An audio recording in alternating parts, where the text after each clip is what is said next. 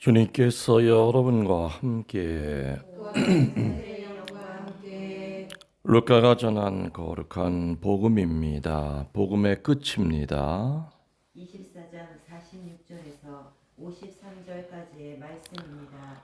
그때 예수님께서 제자들에게 이르셨다. 성경에 기록된 대로 그리스도는 고난을 겪고 사흘 만에 죽은 이들 가운데서 다시 살아나야 한다. 그리고 예루살렘에서부터 시작하여 죄의 용서를 위한 회개가 그의 이름으로 모든 민족들에게 선포되어야 한다. 너희는 이 일의 증인이다. 그리고 보라, 내 아버지께서 약속하신 분을 내가 너희에게 보내주겠다. 그러니 너희는 높은 데에서 오는 힘을 입을 때까지 예루살렘에 머물러 있어라. 예수님께서는 그들을 베다니아 근처까지 데리고 나가신 다음 손을 드시어 그들에게 강복하셨다. 이렇게 강복하시며 그들을 떠나 하늘로 올라가셨다. 그들은 예수님께 경배하고 나서 크게 기뻐하며 예루살렘으로 돌아갔다. 그리고 줄곧 성전에서 하느님을 찬미하며 지냈다. 주님의 말씀입니다. 그리스도님 참여합니다. 참 예수님, 주님의 이름으로 평화를 빕니다. 저도 뭐 이제 이 아파트 살 날이 다다음 6월 7일이니까 다다음 화요일 날, 이번 주 지나고 그 다음 주 화요일 날 떠나게 됩니다. 이제 조금 아파트 생활에 좀 익숙해지고 이제 좀 편리한 것들이 이제 눈에 보이기 시작하니까 떠나긴 떠나는데 이사를 가는 게 큰 일이죠, 그죠? 큰 일이에요. 제 짐은 지금 여기 잠시 살러 왔던 짐도 여기 있지만 여기는 이제 가전 제품은 다 여기 있습니다. 오면서 다 샀기 때문에 다 가져가야 되고, 서운동에도 보면은 뭐 자질구레한 것들, 제일 덩치가 큰 게 뭐 제 음악 LP 판이라든지 오디오, 이게 아마 그것만 해도 한 차가 될 겁니다. 1톤 트럭 하나 될 거고. 그리고 뭐 사제관 지하에 맡겨놨던 뭐 CD 강론집 같은 거 많이 쌓여 있죠. 그거 다 가져가야 되고. 그래서 요즘은 제가 원래는 여기 와서도 하루에 한 4번은 청소를 해요.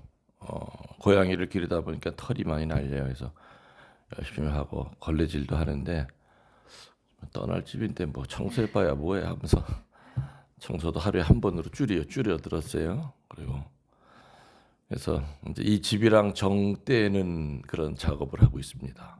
정떼는 뭐든지, 그래도 거의 한 8개월 동안 이게 살았고 그런 집이기 때문에 또 정이 들어요. 정이 드는데 또 정을 떼야죠.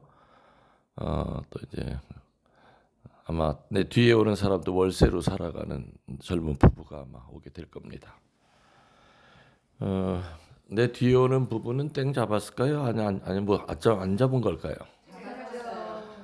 그 사람은 몰라요. 내가 신부라는 거 모르지만 또 알 수도 있겠죠. 살다 보면은 뭐 옆집 사람이 거기 계시던 분이 신부님이었다, 은퇴한 신부님이었다는, 그러냐고. 하는 것마다 잘 될 것 같이 생각이 들어. 그죠? 돈을 벌어도 그냥 잘 될 것 같고, 직장에서도 그냥 진급도 잘 될 것 같고, 꼬맹이 애들도 그냥 안 아프고 다 잘 클 것 같고, 그죠?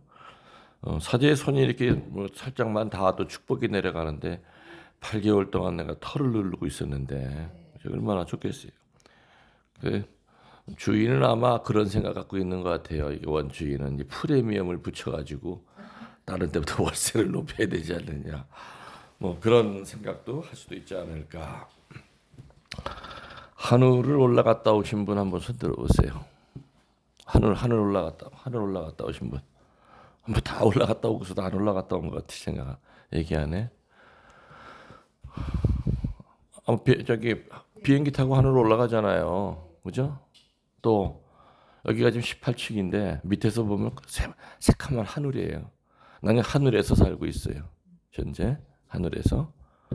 때문에 하늘은 우리 많이 올라가는데 오늘 예수님이 얘기하신 이 승천하신 하늘은 그런 의미의 하늘이 아니죠. 그런 의미의 하늘이 아니에요.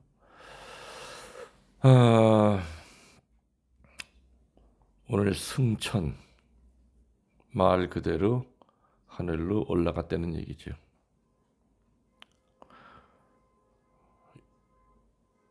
도미니카의 고향은 어디예요?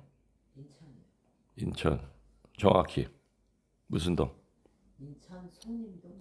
성림동. 그다음에 글라라 고향은 어디예요? 저는 서울에서 서울 신촌에서 태어났어요. 태어난 데고.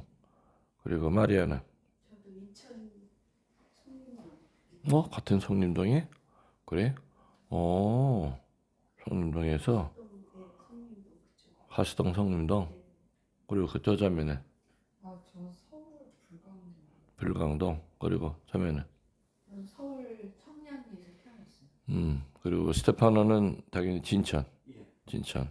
진천 읍내 아니면은 뭐 읍내. 나 같으면 이제 태어난데 인천이죠. 인천이고. 근데 나는 늘 인천보다는 어디를 그리워하고 어릴 때부터 살았냐면은 할아버지한테 아주 귀에 못이 박혔지. 황해도 연백. 우리 피난 나온 집이니까 6.25 때 잠깐 나왔다가 금세 들어갈 줄 알고. 그래서 인천에 피난민들이 많이 살죠. 백년도, 연평도에 다 이북 사람들이 많아요. 그러면 예수님의 고향은 어디예요? 예수님의 고향. 인성으로 태어난 데가 어디예요? 예수님의 몸뚱아리가 만들어진 데가 어디예요? 네? 예수님 태어난 데가 어디예요? 태어난 자리가 어디예요? 그 마구간이 어디 있는 거예요? 네? 나자렛. 나자렛 마구간에서 태어났잖아요. 근데 그거는 그냥 예수님의 그 인성이 세상에 내려오셨던 장소죠. 그래서 내가 얘기하고자 하는 것은 예수님의 진짜 고향은 어디냐 얘기예요. 어딜 것 같아요, 예수님 진짜 고향? 감고? 베론? 천상 하늘이죠. 그게 예수님의 고향이에요. 그래서 예수님의 승천은 안 가본 데를 가는 것이 아니라 예전부터 영원부터 살았던 당신의 고향으로 귀향하는 거예요. 다른 말로 귀천하는 거예요.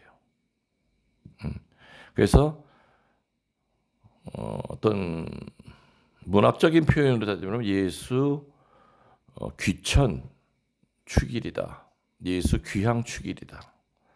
승천하면은 하여튼 우리와는 뭔가 좀 다르게 이게 승천을 어떻게 하셨을까? 비행기를 타고 올라가셨을까? 뭐 손오공처럼 구름을 타고 올라가셨을까 하는 그런 잡생각이 많이 나는데 그래 예수님이 이제 지상에서 할 일 다 하시고 당신 고향으로 돌아가신 거야. 그럼 굉장히 좀 자연스럽게 받아들여져요. 거부감이 안 생겨요. 성부 오른편에 앉으셨던 원래 하느님의 모습을 찾으시러 가신 것이 바로 승천의 의미예요. 다른 말로 승천을 우리가 얘기할 때 잠시 잊고 있었던, 잠시 잃어버렸던 자기의 꼴을 찾는 것이다. 꼴을 찾는 것이다. 그 전에 몇 번 내가 그런 얘기를 예화를 한 것 같은데 여러분들 기억하고 계신지 모르겠습니다만은 한 집안에 당나귀 한 마리랑 개 한 마리를 기르고 있었어요. 쓰임새가 다르죠. 당나귀를 쓰는 이유와 개를 기르는 이유는 개한테는 일 안 시켜요. 그죠? 개가 하는 일은 밥 잘 먹고 꼬리 치고 그냥 귀염 떨고 그게 이제 당나귀가 하는 일, 개가 하는 일이에요. 근데 당나귀는 뭐예요? 새벽부터 일어나서 일해야 돼요. 아주 등뼈가 녹아내릴 때까지 당나귀는 일을 해야 돼요. 그리고 무슨 뭐 여물 같은 거 하나 주고. 근데 어느 날 당나귀가 가만히 자기 신세를 보니까 자기 신세가 분명히 개보다 못한 거야. 그렇겠죠? 저 개놈의 자식은 아무 일도 안 하고 뭐 이렇게 오면 소리만, 낯선 사람이 오면 소리만 짖어주고 그냥 그 귀여움 받고 아이들한테도 귀여움 받고. 근데 나는 하루 종일 퍽퍽 빠지는 그 밭에서 비가 와도 일은 해야 되고 눈이 와도 일을 해야 된단 말이에요.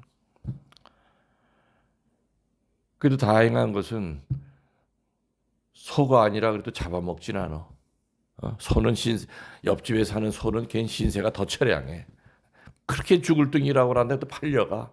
늙었다고. 이제 정육점으로 팔려가는 거예요.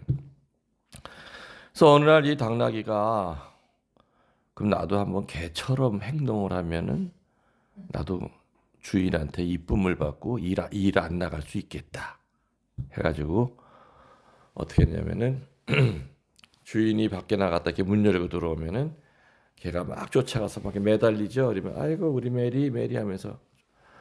그래서 그거를 똑같이 흉내를 냈어요. 주인이 어디 나갔다 돌아올 때 문 앞에 서 있다가 그냥 앞발을 번쩍 들고 주인한테 이렇게 매달렸어. 주인이 들어오다가 뒤로 그냥 꽈당 하고 자빠졌겠죠. 당나귀가 얼마나 무거워요.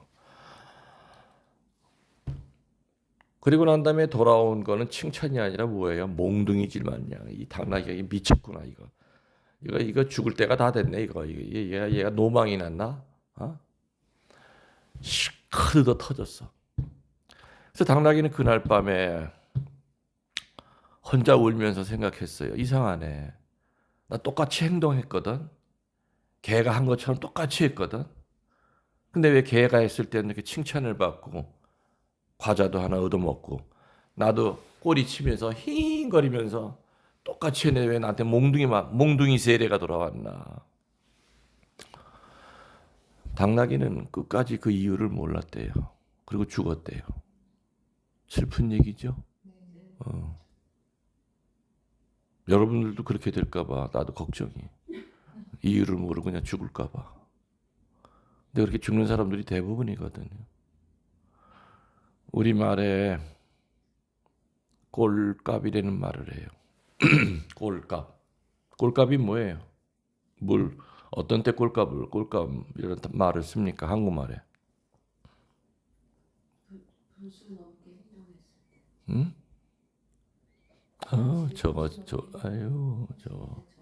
린영이 저거 분수 또 꼴값하고 왔어. 내가 많이 너한테 하는 얘기거든.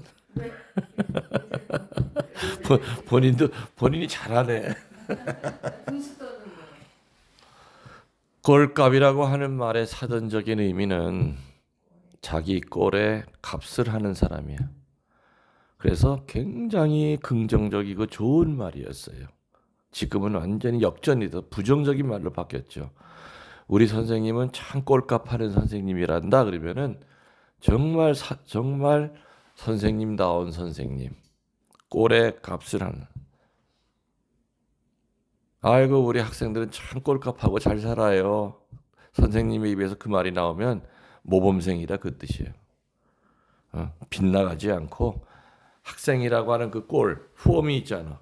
거기서 빗나가지 않는 아마 자기 주제 파악하는 사람이다. 여러분들 나한테 한번 얘기해보세요. 신부님 참 꼴값하십니다. 시작. 말이 안 나와요. 아니 이거 지금 좋은 뜻으로 해달라는데 막 웃으면서 하니까 내가 기분이 영 나빠지네. 진지하게 신부님 참 꼴값하고 잘 사셨어요. 다시 시작. 신부님 참 꼴값하고 잘 사셨어요. 근데 글라라는 왜 말이 꼴값하고가 왜 나와? 그 말을 띄면 안 되는 거예요. 신부님 참 꼴값하고 잘 사셨어요. 꼴값하면은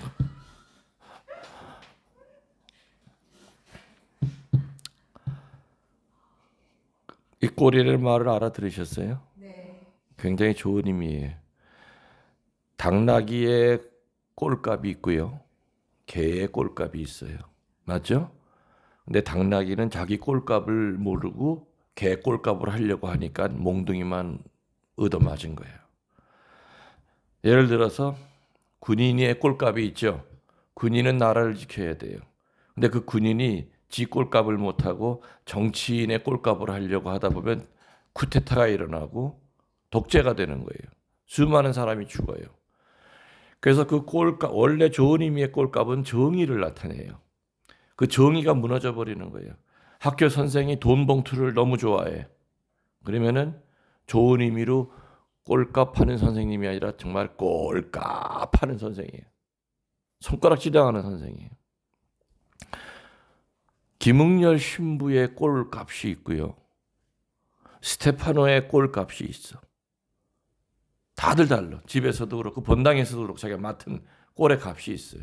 응? 예를 들어서 세례받은 지 1년도 안 된 사람이 본당 총회장을 하고 싶어 하는 거야. 그때 뭐라 그랬어? 꼴값 떨고 앉았네. 그 얘기 듣죠? 맞아요. 그래요.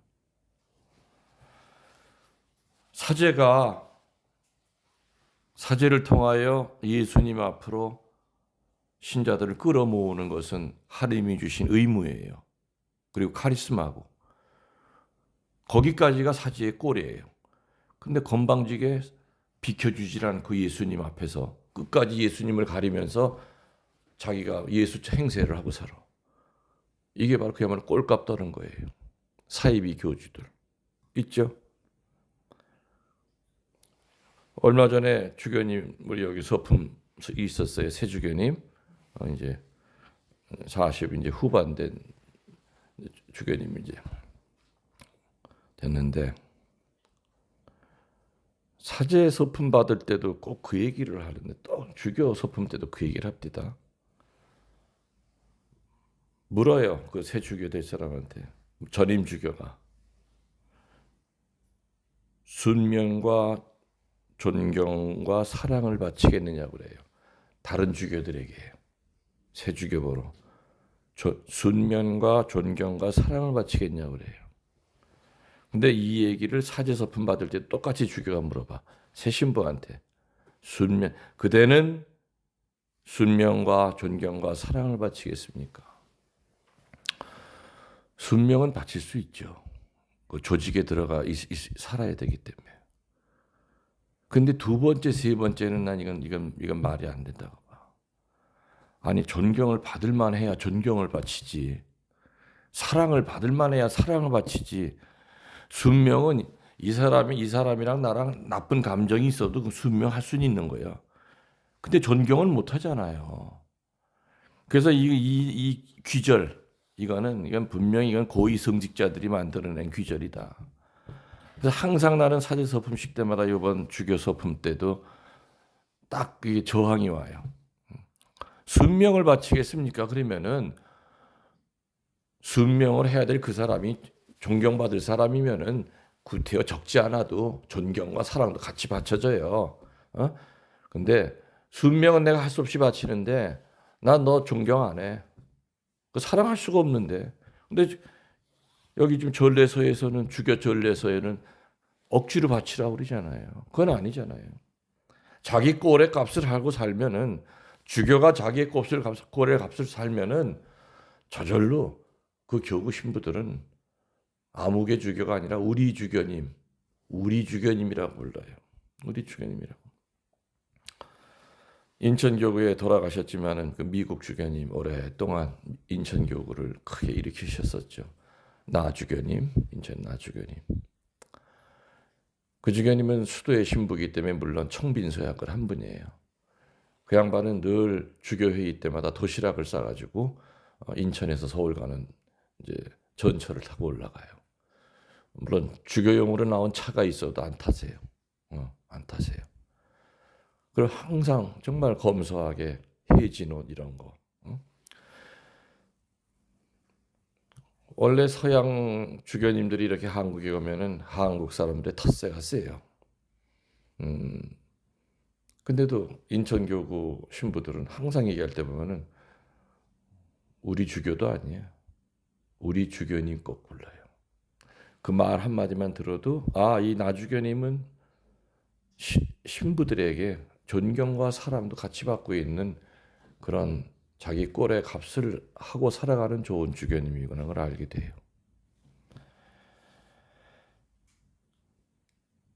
예수님의 그 귀향의 목적이 뭐라고요? 승천은 자기 꼴을 찾는 것이다. 그래서 우리들에게도 오늘 이 승천 대축일 날의 가장 큰 의미는 나는 과연 내 꼴을 찾아가고 있는가? 내 꼴값하고 살아가는가? 그거를 본인에게 물어보는 거예요. 그리고 누군가가 자기 꼴값을 못하면서 다른 이들에게 상처를 주고 산다면 또 그 사람을 위해서 또 기도해 줘야 되는 날이죠. 우리 인간의 가장 완벽한 자기 꼴은 뭐겠습니까? 어떤 롤 모델이 있어야 되잖아요. 우리들이 자기 꼴을 찾아가야 된다고 하는데 어떤 모델이 있어야 돼요. 우리 인간의 자기 꼴은 하느님의 모상이에요. 창세기에 보면 그게 나오지 않습니까? 당신의 모상대로 창조했다. 그 때문에 우리들의 모상은 하느님이에요. 하느님의 모상. 그래서 하느님의 모상을 찾으려는 몸부림이 바로 승천의 의미다 그 뜻입니다.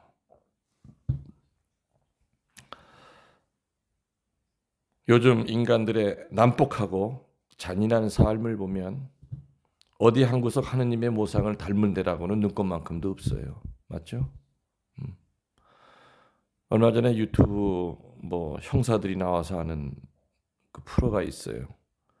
근데 2010몇 년, 12년에나 있었던 사건인데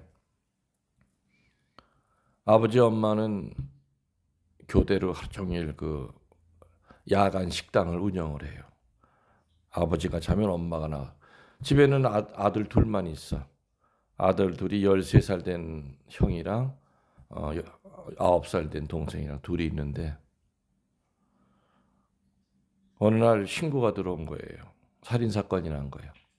갔더니 그 남동생이 엎어진 채로 이 머리에 도끼를 얼마나 많이 맞았는지 그냥 직사해서 온 방 안에 피투성이야. 근데 형이 없어진 거예요. 그래서 어떤 놈이 강도가 들어와서 동생은 죽이고 형은 납치를 했나 보다. 근데 그게 아니야. 형사들이 CCTV를 보니까는 그 형이 나가는 게 보여. 가방 하나 들고. 잡았더니 그 가방 안에 피 묻은 손도끼가 있는 거예요. 그래서 이 아이를 조사를 했더니 이 아이는 아버지 엄마한테 사랑을 받고 싶어서 별짓을 다 했대요. 아버지가 들어올 시간이면은 소파에 앉아가지고 화장지 하나를 다 말았대. 미라처럼. 근데 그래도 아버지 엄마 시선을 못 끌은 거야. 아우 피곤한데 그 왜 그래 이 미친놈의 화장지는 다 둘둘 마르고 있어. 미친놈이네. 관심을 받고 싶어 했던 건데 여러 번 시도하다 그게 안 된 거야. 그리고 나서부터 얘가 이제 완전히 바뀐 거예요. 어떻게 바뀌었느냐? 내가 내 앞으로 어떻게 살아갈 거냐? 살인을 전문으로 하는 사람으로 살고 싶다. 응? 살인 청부업자가 되는 게 꿈이었어. 그래서 도끼도 사고 거기에 관련된 여러 가지 인터넷도 들어가서 보면서 각 나라에 있는 그 유명한 연쇄 살인범들을 이제 우상화하기 시작했어요. 응? 그래서 실험을 한번 해야 되잖아. 누군가를 죽이긴 죽여야 되는데 그 실험의 대상이 동생이었던 거예요. 그리고 이놈은 동생을 딱 죽이고 난 다음에 동생한테 그랬대요. 미안해. 근데 죽여도 별거 아니네. 그러고 나왔대. 그리고 그 다음에 첫 번째 동생을 죽이는 게 쉬워서 두 번째로 또 사람을 죽이려고 지나가는 택배 아저씨 불러가지고 뒤에 좀 태워달라고 그랬대. 그래서 뒤에서 도끼를 이렇게 치려고 하는데 커브를 트는 바람에 거울에 비친 거야. 뒤에 탄 아이가 도끼 든 게 놀래가지고 택배기사가 도망을 쳤대. 응? 그리고 이제 밤이 돼가지고서는 술 취한 사람 벽에 서서 이제 오줌 누려고 하는데 그 뒤에서 이제 머리통을 치려고 하는데 마침 거기 누가 갖다 버린 그 유리가 벽에 세워져 있는데 그 모습을 보고 꼼 놀래가지고 자기 도망을 쳤대요. 그래서 동생 하나밖에 이제 못 죽인 거죠. 아, 이런 모습을 보면서 어디 하느님의 그 모상을 찾아볼 길이 없잖아요. 푸틴이 지금 그 지 욕심으로 우크라이나 사람들 그 많이 죽이잖아. 그러면서도 꼴에 또 무슨 동방정교회 또 뭐 죽여 찾아가서 강복받고 뭐 성 업고 앉아가지고 그러면서 사람 죽이라고 그러고 하기는 내가 얘기했잖아요. 스탈린도 신부 되려고 했던 사람이야. 어? 그리고 히틀러도 오스트리아 빈에서 수도원에서 복사 쓰던 애야. 걔도 수사 되려고 했던 놈이야. 그 놈도. 그 인간들이 다 죽인 숫자만 해도 몇 억이요. 저희 천주교 신자였던 그 인간들이. 예. 참 하느님의 모상을 찾는 몸부림은 쉬운 게 아닙니다. 그래서 얼마 전에 조계종 종정도 그 한마디 했습니다. 한마디 딱 던졌죠. 코로나 너는 인간 탐욕의 결과니라. 소파일 때 그 한마디. 코로나 너는 인간 탐욕의 결과구나. 그 한마디로 끝냈어요. 신자라고 자처하는 우리들 역시 별반 다를 게 없습니다. 세상 욕심이 늘 하느님 공경보다 앞서고요. 이 세상에서 하던 그대로의 그 기준, 그 가치관, 그 사고방식을 교회 안에서도 그대로 재현하고 적용하고 살아가요. 제 말 틀린 거 아니죠?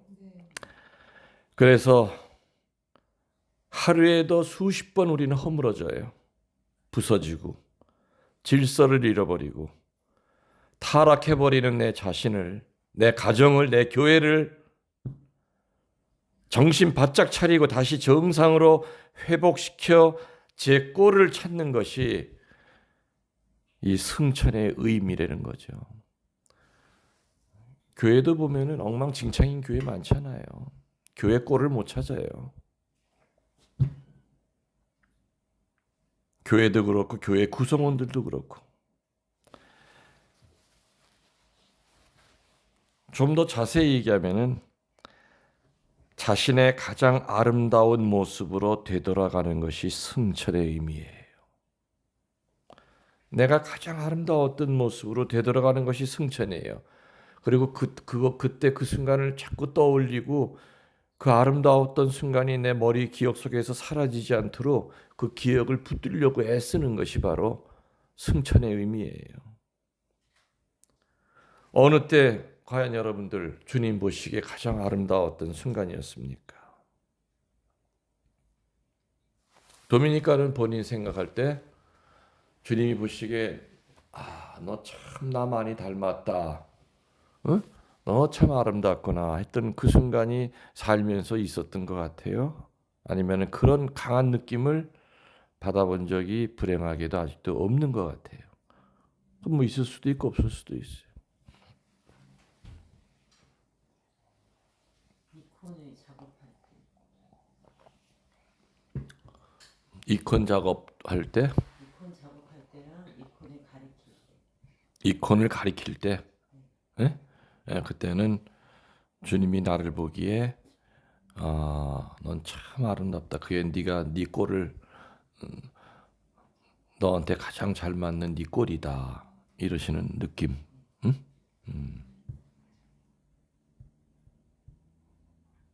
글라라는 똑같은 질문. 어느 때 글라라야 내가 참 너 오늘 보니 정말 아름다웠다. 할 때가 언제였을 것 같아? 그런 적이 있었어요? 화장 이쁘게 하고 나올 때?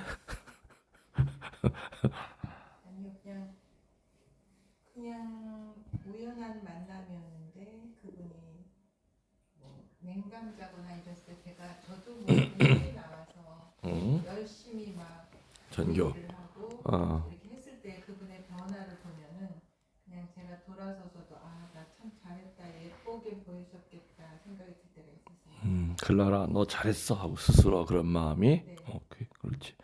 그 마음이 기쁨 가운데 일어나면은 주님의 목소리죠 사실은 그게. 또 뭐 저기 오늘 나 처음 온 뭐 본명이 뭐예요? 세실이야. 세시리아는 똑같은 질문. 딱히 생각나는 게 딱히 없고 뭐 없을 수도 있죠. 없을 수도 있고 본인은 기억이 안 나지만은 이미 많이 여러 번 하느님께서 칭찬을 받았을 수도 있어. 근데 본인은 기억이 안 났을 뿐이지, 그죠? 마리아도 그런 적이 있었어요? 없는 것 같아요. 한 번도. 마리아야 너 참 나를 닮았구나. 그렇게 칭찬 받아본 적이 한 번도 없었어요. 왜 그럴까? 꽃을 만지고 살아가는 사람이. 응? 응? 그러면 린영이는 저는 그냥 기억에 남는 것 한 가지는 각 성당에 버려진 성상을 다 가지고 와서 1년 동안 칠해서 외국에 보냈을 때 성상 레스토레이션 해가지고 했을 때 그 아프리카 그분들이 그 제가 그린 거를 가슴에 안고 기뻐하는 사진을 보내줬는데 정말 눈물이 많이 났거든요.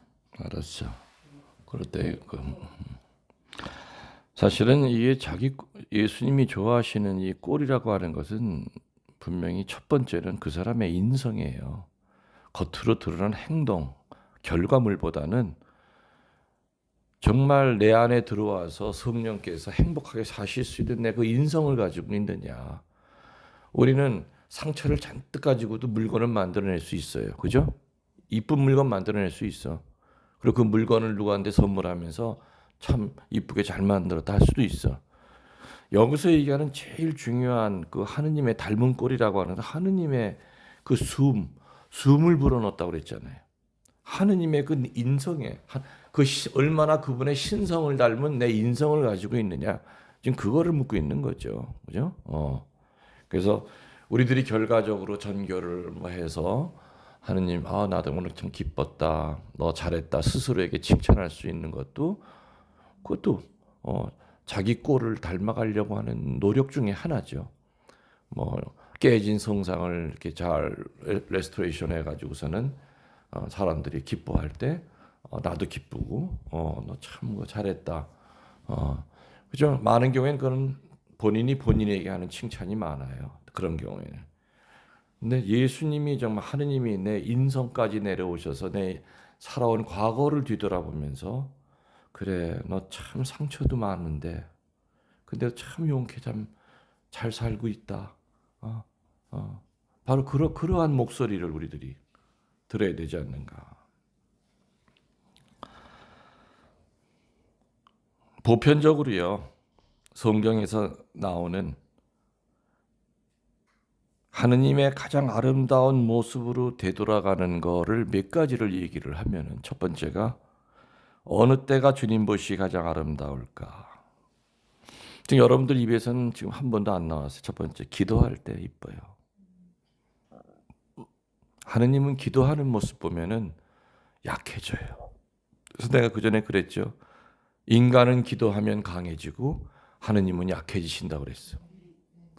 인간이 기도할 때는 놀라운 힘이 생기고 그 기도하는 것을 하느님이 들으시면 안 들어주고는 못 베길 정도로 그냥 하느님 마음이 흐물흐물해진다 이거예요. 그래서 옛날부터 인간은 기도로서 강해지고 하느님은 인간의 기도로서 약해지신다. 그래서 하느님이 우리를 볼 때 가장 아름다운 모습을 보는 첫 번째 그 상황은 기도하는 모습을 보는 거예요. 기도하는 모습. 옛날에 명동성당 앞에 베드로 할아버지라는 분이 계셨어요. 그분은 뇌성마비이기 때문에 그야말로 온몸이 막 돌아가.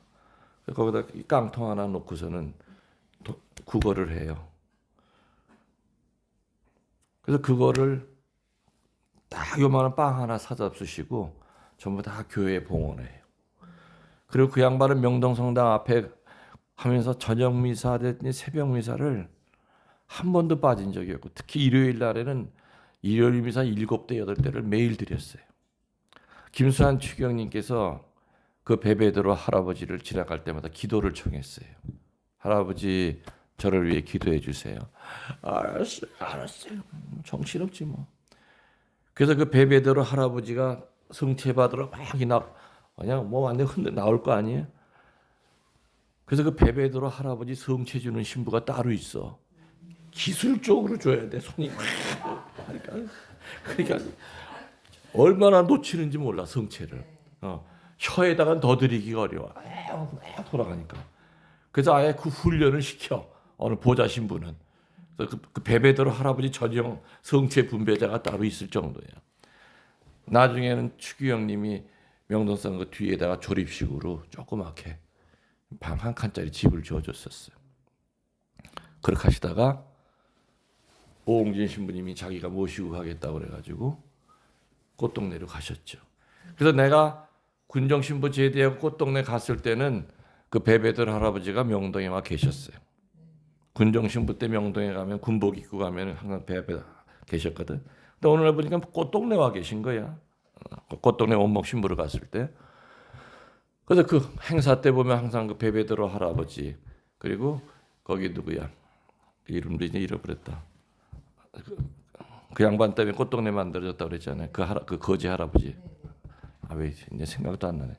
한복 입혀가지고 그 두 양반이 항상 행사 때마다 앉아 있었죠. 베베드로 할아버지는 잠을 거의 못 잤어요. 왜 못 자냐? 기도 부탁하는 사람들이 자꾸 늘어나. 그러면은 이 양반은 글을 쓸지도 몰라요. 그런데 누가 옆에서 할아버지 저 아무개 수사예요. 저 위에 기도해 주세요. 이렇게 쳐다보면은 알았대. 기도 시간이 늘어나니까 잠자는 시간이 줄어드는 거예요. 그래서 거의 그 양반 돌아가실 무렵에는 거의 24시간 앉았대요. 늘 그 양반은 꽃동네 그 성체조배, 성체 앞에 항상 그 양반 휠체어 타고 앉아가지고 정신없지 뭐. 저도 그때 이제 군정신부 제대하고 나서도 베드로 할아버지한테 이제 성체도 영해드리고, 그러면서 하여튼 그래 하느님이 내려다보고 계시다면은 꽃동네가 이렇게 돌아가는 거는 아마 오홍진 신부님 때문에 돌아가는 것이 아니라 이 베베드로 할아버지의 기도 때문에 이게 돌아가고 있다. 그런 생각이 들 정도로. 오신 분이면 뭐 정신없죠. 뭐 국회의원들 만나서 돈 얻어와야 되고 뭐 1년에 하나씩 빌딩 지는 게 그 양반 머릿속에 그거밖에 없었어. 베베드로 할아버지라고 하는 이 성인이 꽃동네 이렇게 있기 때문에 봐봐 다들 세상 막장까지 간 사람들 데려다 놓는데 얼마나 사고가 나려면 하루에도 몇 사람 죽어나갈 수 있는 상황이었어요. 근데도 그 사고 없이 그러니까 베베드로 할아버지의 그 기도가 꽃동네를 쫙 덮고 있었던 거예요. 항상 웃으셨어요. 하느님이 보시기에 이렇게 기도하는 모습을 보고 너는 나 닮았다 하시지 않을까. 두 번째로 주님 보시기에 가장 아름다운 때는 어느 때인가? 회개할 때예요. 회개. 후회가 아니라 가슴을 찢는 회개를 할 때. 그때 하느님은 기뻐하세요.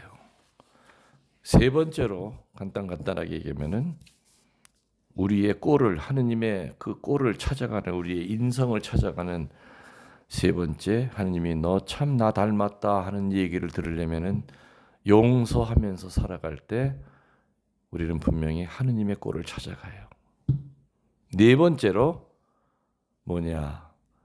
세상 것 포기하면서 반대로 하느님을 채워나갈 때, 그때 바로 우리들은 잃어버린 하느님의 모상을 닮아가는 거고, 하느님에게 그래 너는 나 닮았다.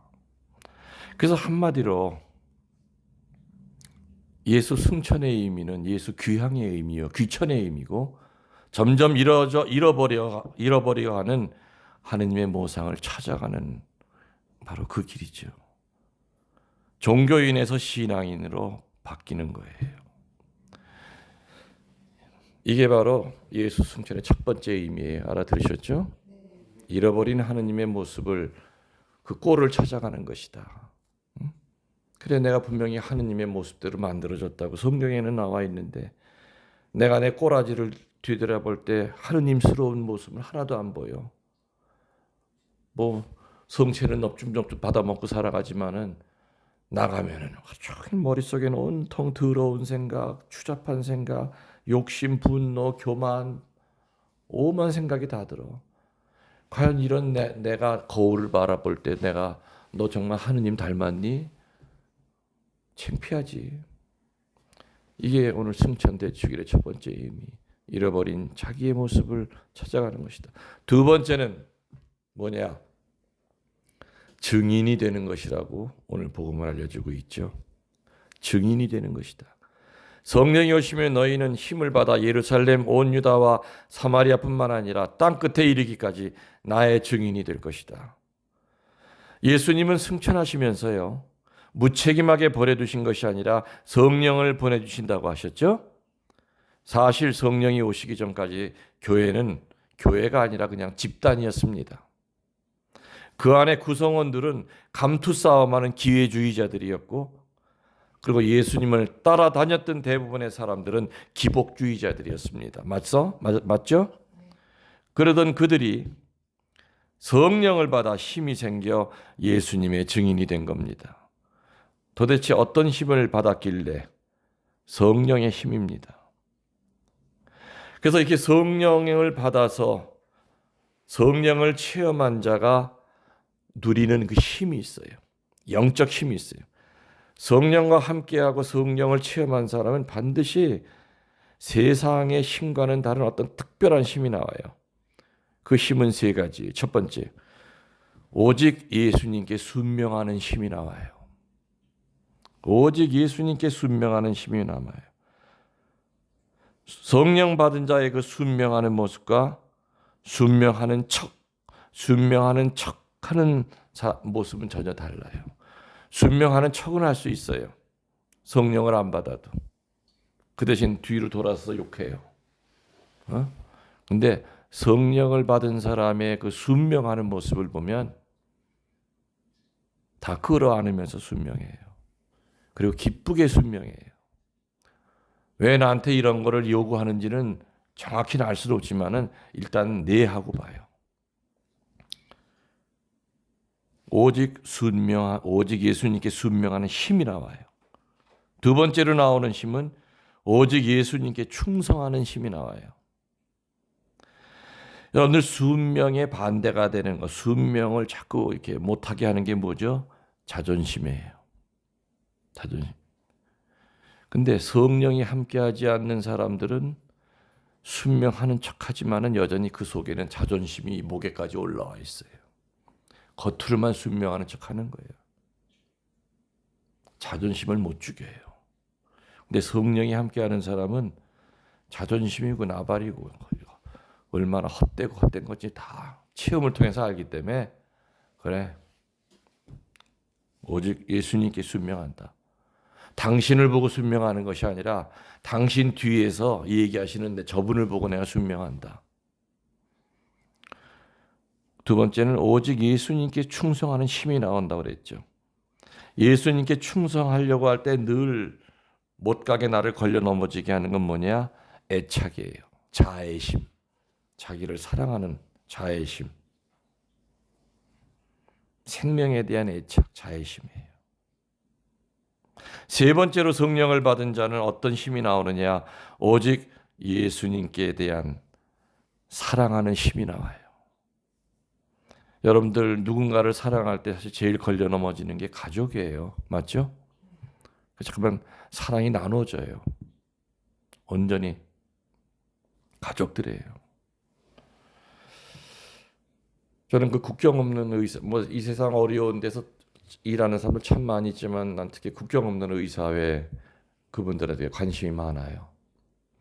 어느 의사는 3, 40년 동안 명문대학 나와서 큰 대학병원에 있으면서 대학 교수를 하다가 갑자기 그런 생각이 들었대요. 내가 이제껏 뭐하고 살았지? 내가 의사인데 한 번도 정말 힘들고 어려운 사람 도와준 적이 없었대. 다 돈 받고 하는 의사야. 이 사람 치료하면 돈을 줘. 매달 얼마씩 줘. 근데 정말 무료로 내가 한 번도 해본 적이 없었대. 나이 50이 넘어서. 그래서 국경의사에 들어가서 그 총알이 날아다니는데 거기 가서 소아과 의사로 혼자서 일하는 거예요. 그러면서 그 양반이 텔레비전에 나와서 오늘도 죽은 그 아이들 얼굴 때문에 잠을 못 잔대. 1,000원만 있으면 말라리아 그 주사약을 맞춰서 살릴 수 있었는데 1,000원이 없다 이거예요. 그 넓은 지역에 의사는 자기 하나뿐이래요. 한국 의사 하나래요.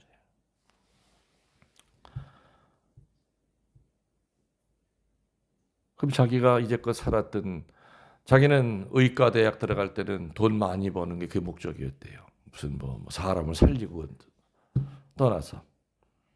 근데 다행히 30년 만에 철이 나서 내 나머지 인생은 이들이랑 같이 살다가 죽을 거다. 그 예수님 모습이죠. 의사의 그 꼴을 찾는 거예요. 돈 벌어서 빌딩 짓고 그게 아니라 정계 진출하고 그런 게 아니라 연예인 프로에 나와서 자기 얼굴 알리는 그런 게 아니라 이렇게 총알이 날아다니는 데서 목숨을 살리기 위해서 애쓰는 이런 사람들이야말로 오직 예수님을 사랑하는 힘이 나오는 거예요. 힘이 나오는. 그래서 성령을 받은 자들이 누리는 영적인 힘은 첫 번째 오직 예수님께 순명하는 힘을 받게 돼요. 두 번째 오직 예수님께 충성하는 힘을 받게 돼요. 세 번째 오직 예수님만을 사랑하는 힘을 받게 돼요. 성령께서 주시는 영적인 힘인 순명, 충성, 사랑을 가지고 살 때 세상 사람들은 우리를 보고 예수님을 봤다라고 우리들이 예수님의 증인이 된다 이 얘기입니다. 그래서 그런 말이 있죠. 천국 안에 성인이 있는 것이 아니라 성인들 안에 천국이 있는 것이다. 여러분들 안에서 사람들은 천국을 봐야 돼요. 그래서 여러분들은 성인이 되셔야 돼요. 김웅열 신부도 성인이 돼야 돼요. 그래서 사람들이 사제를 보고 저 신부님 안에서 예수님도 보고 천국도 봤어. 내 어느 자매님 오늘 얘기했는데 세상에 그 자매 안에 천국이 있더라. 그런 소리 들어야죠. 같은 말로 예수님 안에 우리들이 있는 것이 아니라 우리들 안에 예수님이 계심을 증거하는 것, 이거를 생각하는 날이 바로 예수 승천 대축일의 의미입니다. 두 가지라고 그랬어요. 첫 번째, 내가 꼴값하고 살아가고 있는가. 예수님은 당신이 머물던 곳으로 가셔서 자기의 꼴을 찾아가신 거예요. 우리들도 꼴 찾아야죠. 두 번째는 성령을 받아서 예수님의 증인이 되신 것, 증인이 되어야 된다. 성령이 사실은 또 예수님이에요. 하느님이고 맞죠? 삼위일체 하느님이니까. 예수님이 몸뚱아리 가지고는 아무리 그 양반이 뭐 도수를 부린다고 해가 1000년을 살겠어요? 한계가 있는 거야 이 몸뚱아리 가지고. 그러니까 내가 빨리 떠나는 것이 너희들한테 유리해 그랬죠? 내가 떠나고 난 다음에 영원히 죽지 않을 니들 곁에서 항상 지키고 있을 성령의 모습으로 내가 와야 너희들한테는 유리한 거야. 나 떠난다고 슬퍼하지 말어. 그리고 떠나셨잖아요. 그리고 성령으로 오셨잖아요. 더 큰 힘, 시간과 공간의 제약을 받는 인간 예수라고 하는 그 몸뚱아리로부터 벗어나서 그야말로 모든 거 하실 수 있는 그 엄청난 능력자이신 예수님으로 그 성령이 모습으로 오셔가지고 2000년 동안 우리 백성들을 지켜오고 계신 거예요. 그죠? 그래서 우리들 주님 보시기에 참 내 모습 닮았다 하는 소리를 듣고 살아가는지 생각해 보시고 또 내가 정말로 증인이 돼서 세상 곳곳에 내 모습을 보고 하늘나라를 묵상할 수 있게끔 그런 표양을 보이고 살아가고 있는가 하는 것도 우리 생각해 봅시다. 여러분들 영혼의 영혼을 더하여 사랑합니다. 아멘. 아멘.